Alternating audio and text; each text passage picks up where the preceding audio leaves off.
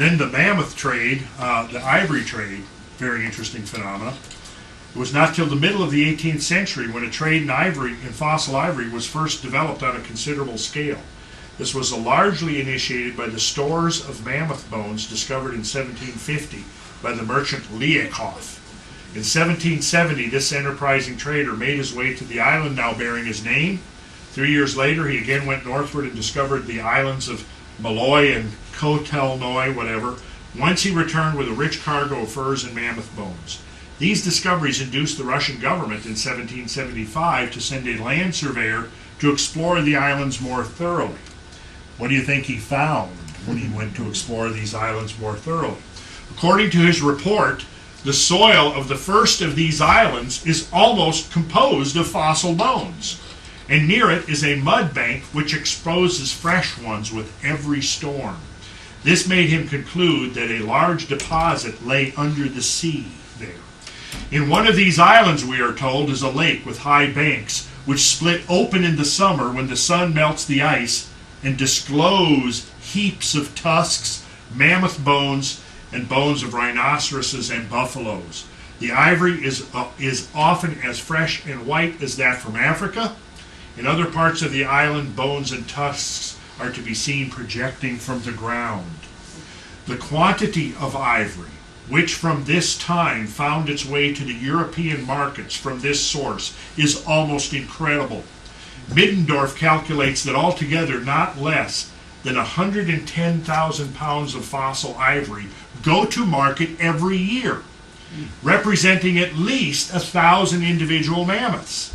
So that during the last 20 years, 20,000 mammoths must have been thus utilized. Nordenskjold considers Middendorf's calculation as too low rather than too high. The steamer alone, he adds, in which I traveled up the Yenisei in 1875, carried over 100 tusks. The calculation is, in fact, very much too low. This is what happens. This is what you see washing up along the shores of the rivers after particularly wet springs. When you have floods that erode the banks, this is what the banks of the rivers are largely composed of. Now again, when you look at something like this, I got to ask, what on earth would human predation, human hunting, have to do with this? Nothing. We're not seeing the aftermath of human hunting here. We're seeing the aftermath of some kind of environmental and climatic catastrophe of the highest order. On the east coast of the island of Kotelnoy, Hedenstrom found the skulls and bones of horses, buffalo, oxen, and sheep in such abundance that they must have lived there in large herds. He also met with the remains of the mammoth in all parts of the island. So numerous were these latter remains that Sanikoff describes the whole soil of the first of the Liakoff Islands as appearing to consist of them. Hedenstrom himself, in the space of a verst, about 2/3 of a mile, noticed 10 tusks sticking out of the ground, and from a single sandbank on the west side of the Liakoff Island, the ivory collectors had, when he visited the spot, for 80 years brought large cargoes without any apparent diminution.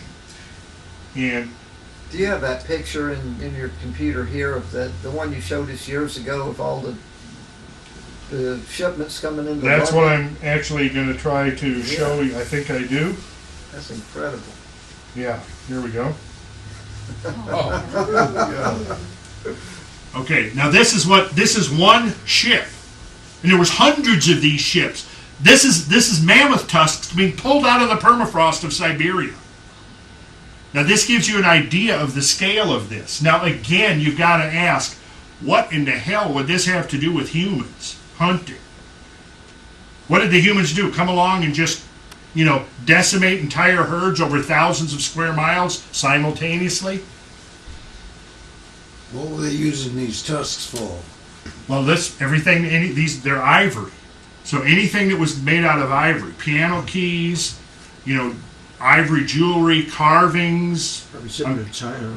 What? Might have shipping. A lot of them were shipped to China. Well, the other thing is this was before they had plastic, so a lot of the stuff we take for granted being plastic now, they were using ivory and some other stuff to make it, so there was a good market for it. Now, here we go. Here's the prevailing model for mass extinction of mammoths. Now, so far, just the little sample of the stuff you've read here about the nature of the finding of these deposits. Can this scenario even remotely begin to explain? I don't think so. In fact, I think it's ludicrous. It looks like the mammoth is just sitting there and taking it without fighting back. And Well, if you look, you see the mammoth has stepped into a pit yeah, covered with sticks. uh-huh. So he's entrapped in this pit, and now the cavemen there So It would are. have taken a lot of people. That would Ugga, have taken a lot of pits too. They'd have had to have some bulldozers digging Yeah. pits for mammoths to fall into. And then we get into some, the more you learn about it, the more bizarre it gets. Here's a note on a mammoth tusk from the Arctic archipelago. The collections made by the Canadian Arctic Expedition include a well-preserved fragment of a mammoth tusk found on Banks Island about 72 degrees. Now that's up well within the Arctic Circle. This find extends considerably the previously known range of the mammoth in the circumpolar region. The abundance of mammoth ivory in the New Siberian islands of north of Asia, has been known for more than 200 years. Mammoth tusks appear to be common in the Wrangell Island. Now, the bizarre part of this is that when you get up into the very northern climates, you come across evidence of greater numbers. The farther north you go, the more remains you find, until finally you get to the Arctic Ocean, and then that's where that's where these islands are. They're actually in the Arctic Ocean, and where now the foliage that grows is typically 2 and 3 and 4 inches tall and only grows 2 or 3 months a year. And yet you had whole herds of mammoths who have to eat 500 to 800 pounds of foliage every day, living in abundance inside the Arctic Circle. What is that telling us? It was warm. It was warm. It was a very different climate than now.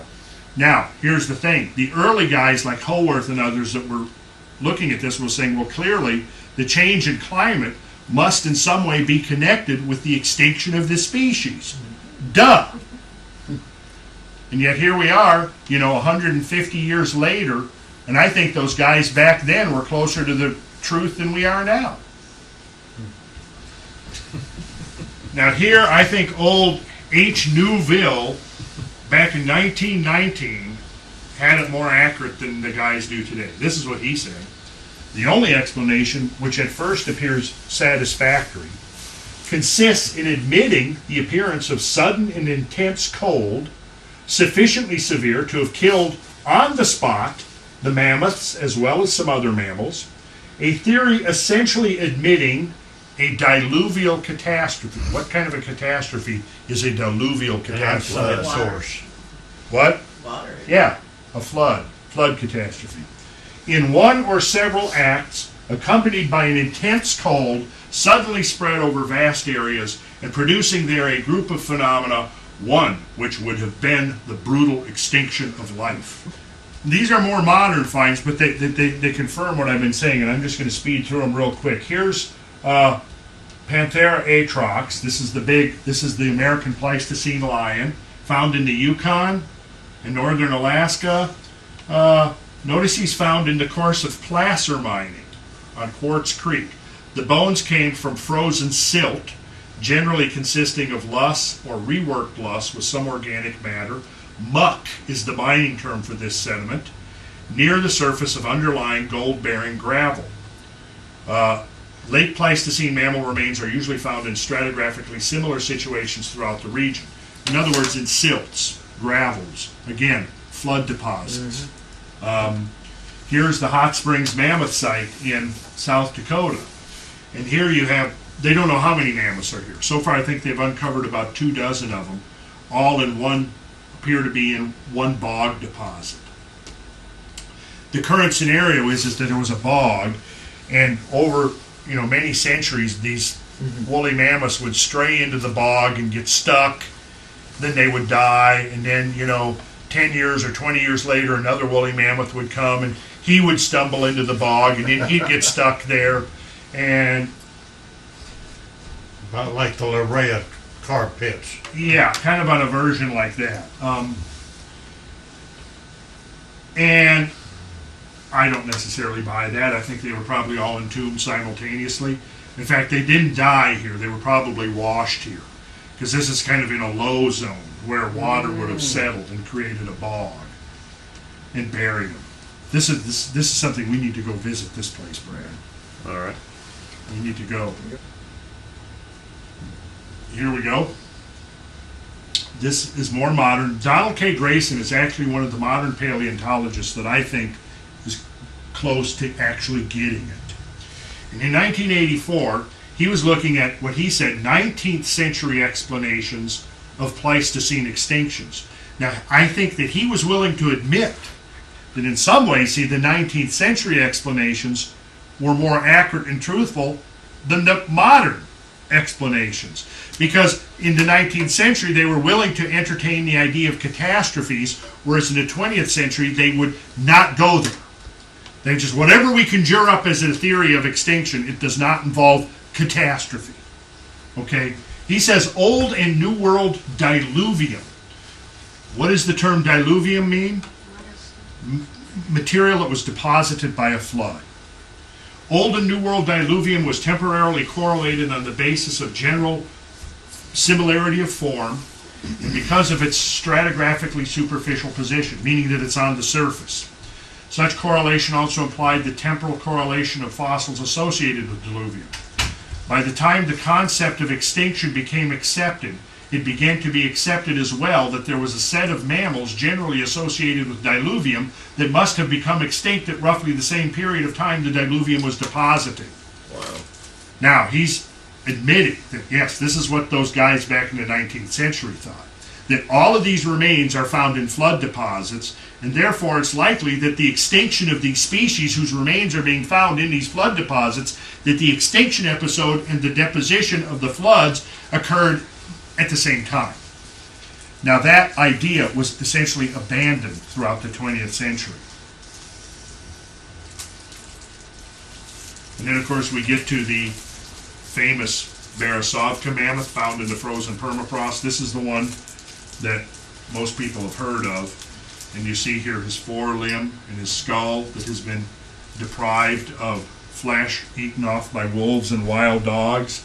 This was one where the bank of permafrost surrounding this frozen woolly mammoth collapsed around the year 1900. Again, it was one of these warm springs coming out of the Little Ice Age.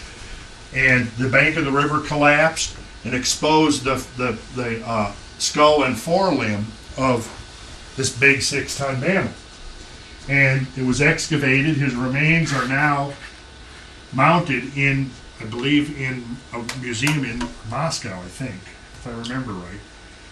A Russian museum. This shows the condition in which the mammoth was found. And you can see here is his back leg, and here's his left forelimb. You can see the position in which the mammoth was found. Now, there are many clues here that need to be addressed. For one thing, both of his hip bones were broken. And something else that I haven't mentioned before, I don't think, in discussion of this mammoth, is that he was found with an erect penis. What does that mean?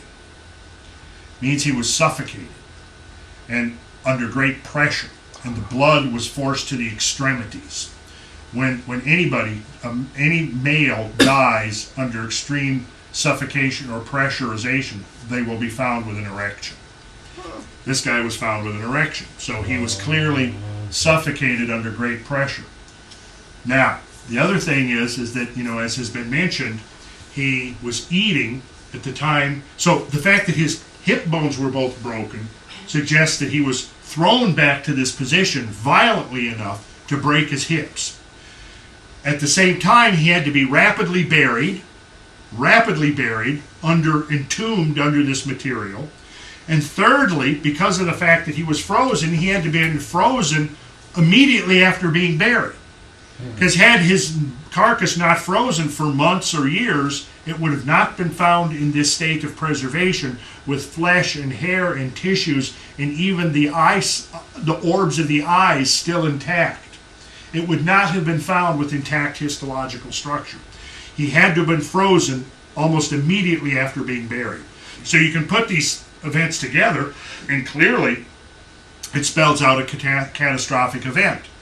Now, paleontologists will go through all kinds of torturous explanations to avoid having to come to grips with catastrophe.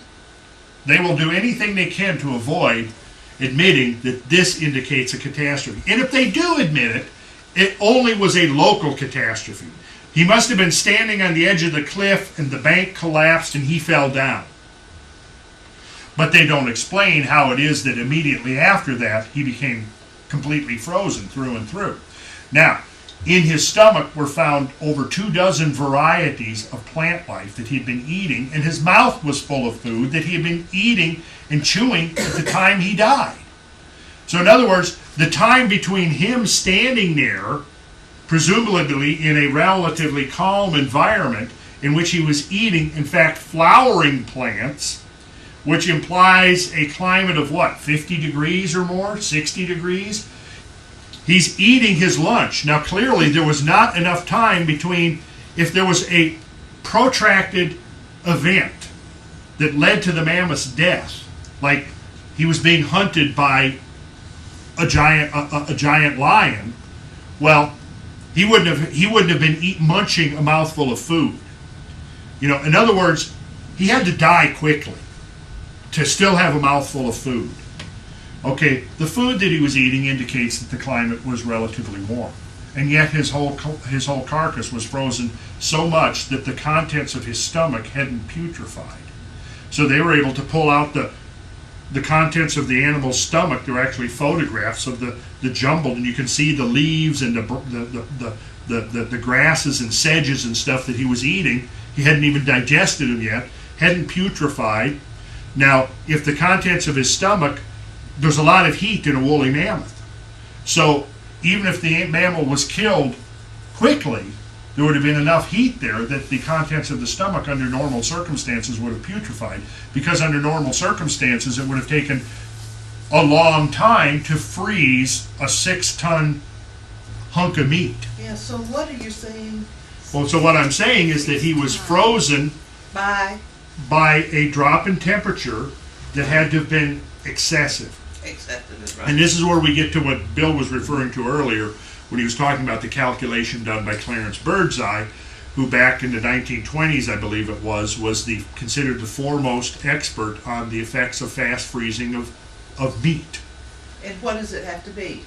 Well, he concluded How much that below zero? Well, he concluded that the entire carcass had to be frozen in less than 10 hours to prevent putrefaction of the stomach contents. So based upon 10 hours of freezing, the entire 6-ton carcass would require an ambient temperature of approximately, as I recall, about 150 below zero. Fahrenheit. So we're a lot probably of talk. talking about a Fahrenheit or 200-degree Celsius? temperature drop in 10 hours or less. So something had to bury it. He had to get buried. Something knocked him down. Right. And He was bury then rapidly buried, and then that was followed by an extreme drop in temperature that allowed the carcass to become frozen and stay frozen until the day in 1900 when the bank collapsed and exposed the carcass. Could he have frozen above ground and been covered up? Yeah, that's possible. Because from what some of the stuff that I'm read that the Earth went through a methane cloud, and methane is right at 150 degrees below zero centigrade or Fahrenheit. What have you been reading, Sam?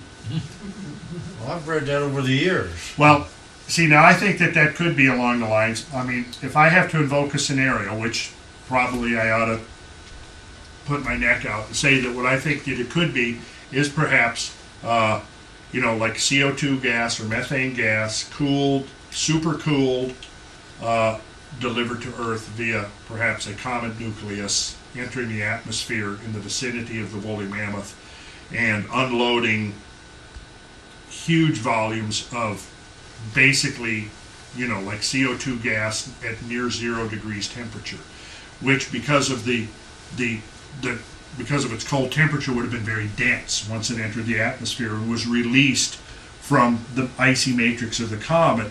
Because of the cold temperature, it's going to be denser than the surrounding air, and it's going to fall to the ground. It's going to plummet to Earth, and anything in its path, once it reaches the Earth, it might be moving at hurricane speeds. But that scenario doesn't include the burial. No, it doesn't. One of the things. Go ahead. Let Dennis We've throw had his this 2 cents conversation worth before, in. that you take a gas at minus 150 degrees and it hits the earth and heats up rapidly, it's going to expand at such a force that you would have hurricane or tornado type winds. Now here we go. That's I think a very interesting line of inquiry right there. I want you to notice its ears. The what? The ears. Uh-huh. You see how small they are. Yes. All right. If it was an African type deal, it would have the great big ears because of Right. the cooling method, right? This was an elephant adapted to cold climates. Yes. Yes. Well, Clearly, but not necessarily 150 degrees below zero. Yes. and I've read a lot about that one, and that's one of the things that they couldn't understand is why didn't this meat? Why wasn't it spoiled? And they took a look at the cell, and the cell membrane had never ruptured in the meat itself. And that's an implication then of extremely rapid freezing. Extreme rapid freezing. Okay. Also, they tell In you- fact, you drop a piece of meat in a piece of like liquid nitrogen or liquid oxygen, and you're going to find the same thing Oh, as that you found in this mammoth. Jerry. There's a physics problem in the solution you have. The problem is, Listen, I'm not claiming to have a solution. well, All I'm doing is pointing out the fact that nobody has a solution. it's a simple statement. Oh, okay. Actually, Well, I am not. All I'm doing, is speculating because I don't know. And my problem is that mainstream science has ignored what I consider to be a profoundly important question that has not been answered yet. Well, there have been other animals as well. In fact, quite a few examples of frozen mummified type carcasses found. Woolly mammoths being the most abundant, but woolly rhinos have been found quite a few times also. And this, probably we're getting close to the end, and Frank HIbben's work I find to be just powerfully significant. He was as it says, anthropologist. I think he was with the University of New Mexico. He was a naturalist and an outdoorsman. One of the things that Frank HIbben did back in the early 1940s is he followed the placer gold mining operations, like you see pictured right here. And what they would do, and this raises a whole other question too, is there seems to be a large factor of correlation between extinct animal remains and gold deposits. Now that's definitely a right there, which at this point I don't have an answer. But here we see this hydraulic mining in Alaska circa 1920s. High pressure removes the muck foot by foot. So what HIbben did was he spent several seasons going with these guys to examine the muck as they sprayed it away with these high pressure hoses. And what he found and reported from his firsthand experience, I think, is extremely interesting. And this is his comments on it. He said that the Pleistocene period ended in death. This was no ordinary extinction of a vague geological period which fizzled to an uncertain end. This death was catastrophic and all-inclusive. The large animals that had given the name to the period became extinct. Their death marked the end of the era. But how did they die? What caused the extinction of 40 million animals? In this particular case, the death was of such colossal proportions as to be staggering to contemplate. Who or what killed the Pleistocene animals is a query that has not yet been answered, writing in 1946. The corpus delicti of the deceased in this mystery may be found almost anywhere. Their bones lie bleaching in the sands of Florida and in the gravels of New Jersey. They weather out of the dry terraces of Texas and protrude from the sticky ooze of the tar pits of Wilshire Boulevard in Los Angeles. Thousands of these remains have been encountered in Mexico and even in South America.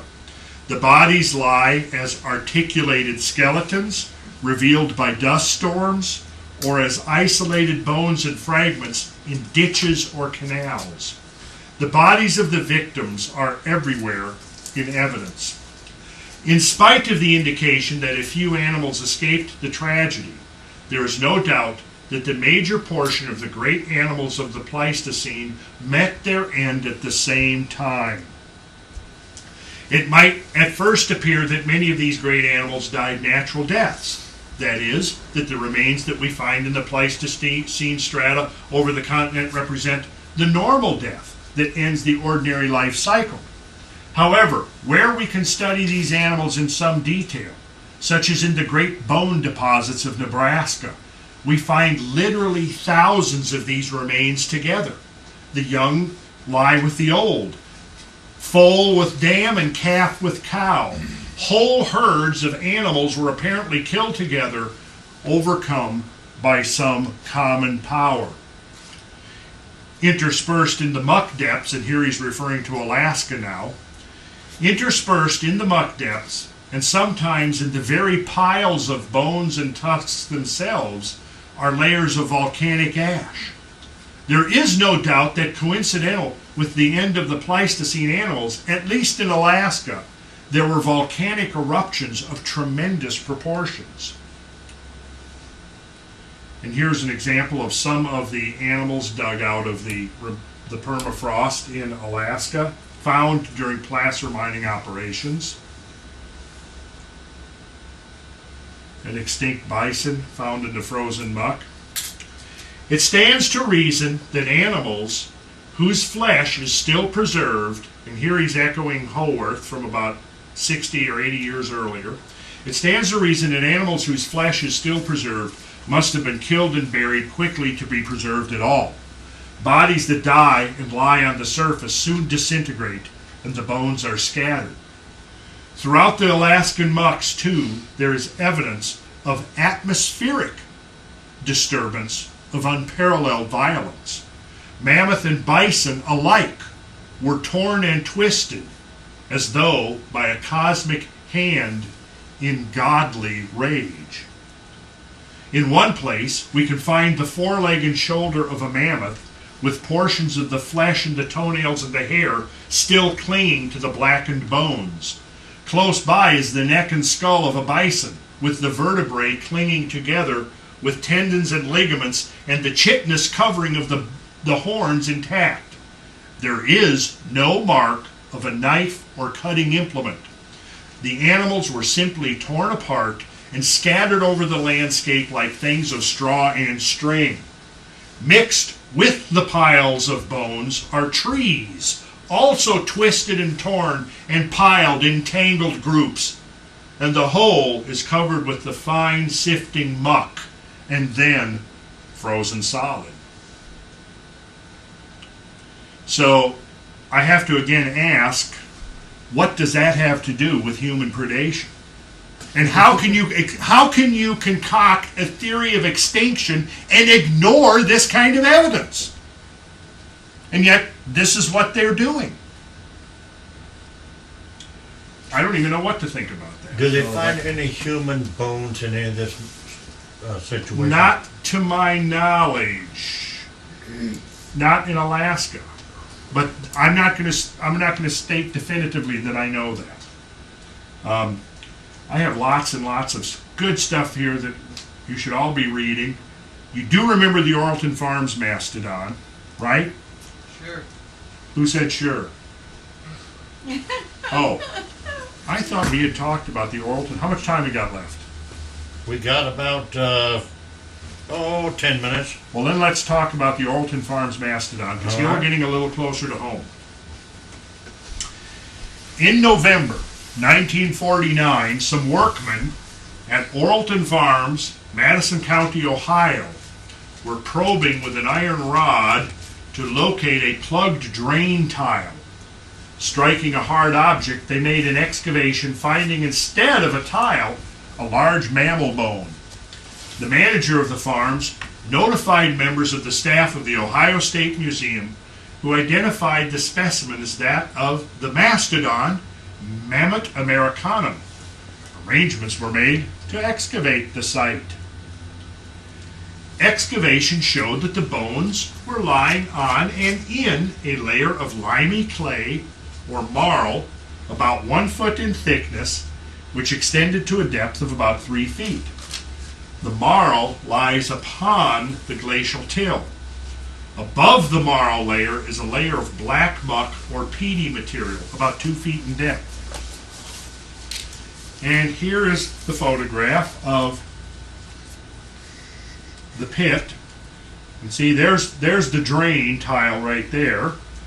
But right next to the drain tile are the remains you see down here in the muck pit, the remains of the Mastodon right here.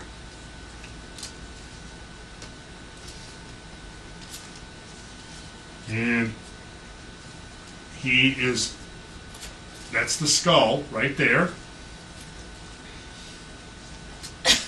And there's the femur or thigh bone right there. Okay, let's find out more about the condition under which this skeleton was found.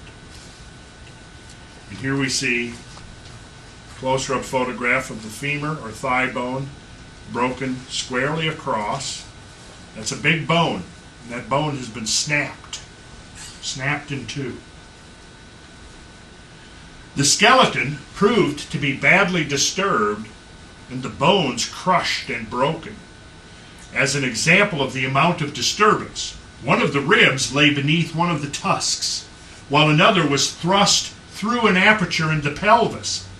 A shoulder blade rested to the right of the skull, and one of the large neck vertebrae was found about 10 feet from the skull, near a portion of the pelvis. In spite of the wide dislocation of the parts, the bones of one of the feet, now get this, the bones of one of the feet remained intact and in place, very possibly in the spot where the animal last stepped.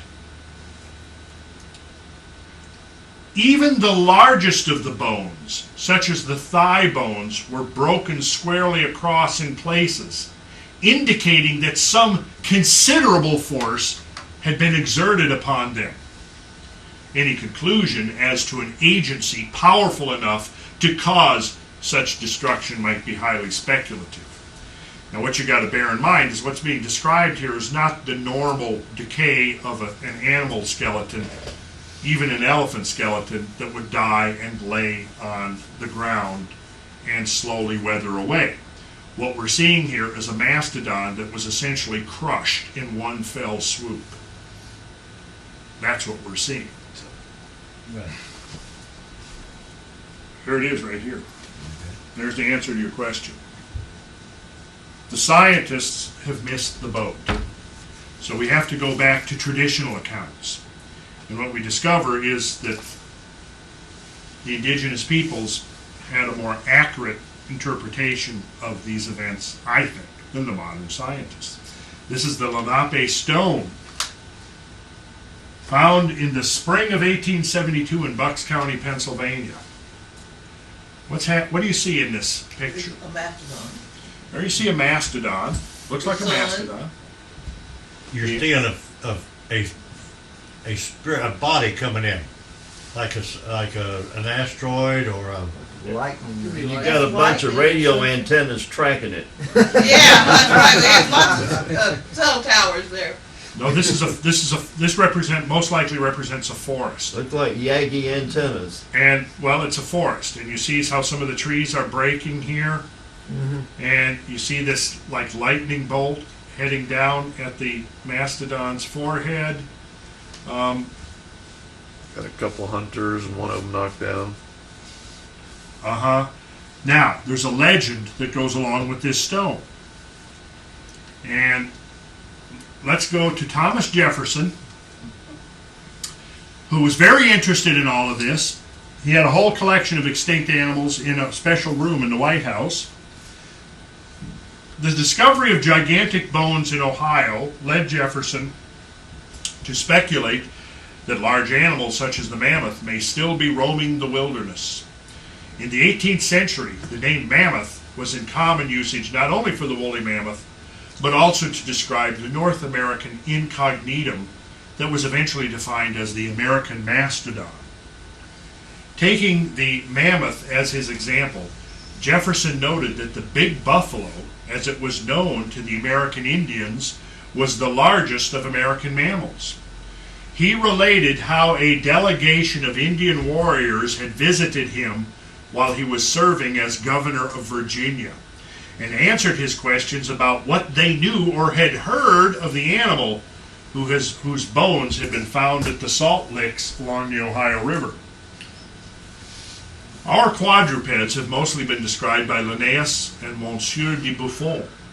Of these, the mammoth or big buffalo, as called by the Indians, must have certainly been the largest. Now, this is Jefferson's writings himself in his notes on Virginia, which he wrote in 1780 while he was governor of Virginia.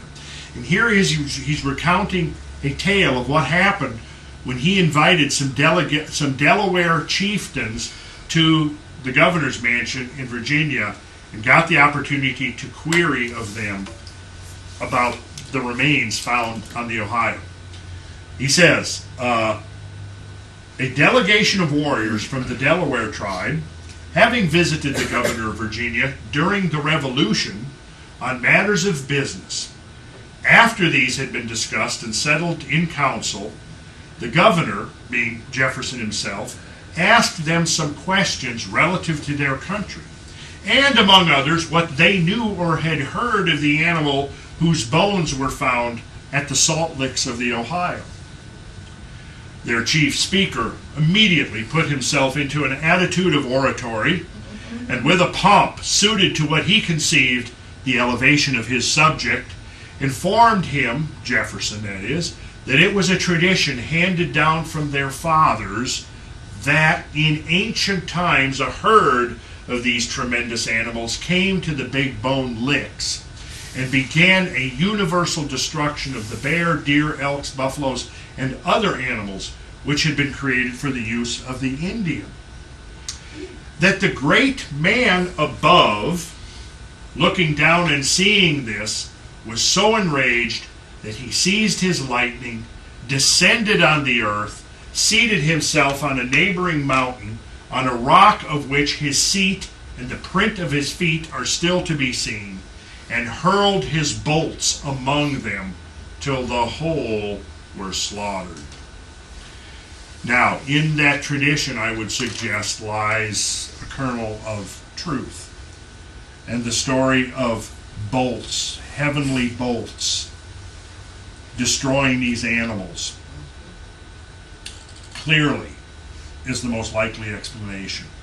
And whether or not, whatever the final explanation becomes for the frozen woolly mammoths, I believe that a whole host of other evidence does point to some kind of an extraterrestrial event being the ultimate cause of all of this. The extinction of the animals, the melting of the ice, the extreme temperature changes, etc., etc., all which were correlated in time. And we have to look to these traditional accounts, I believe, for important clues. And the evidence that we're going to review, we'll review it in 2 weeks, is the evidence that's come out within the last year or two supporting the interpretation that there was an extraterrestrial event that terminated the Ice Age. And the Indians, these Delaware Indians, were probably right on the money with their explanation as to hurling his bolts among them.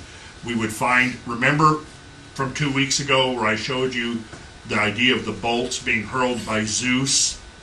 Remember Zeus hurled his thunderbolt that brought down Phaeton with his hair on fire? Yep. See, all of these myths and traditions, I think, have to be taken as a whole in order to make sense out of it. So, in 2 weeks, what we'll do is address the question that Paul has been asking as to what specifically happened and how we can understand it. I mean, we've talked about it quite a bit in here, but I've left a lot of the details out, so I want to address more of those details and show you the most recent evidence. You're all right. I don't care what you say. I don't, you know what, I don't care what they say either. So, Okay. Okay. Well, let's bring it to a close.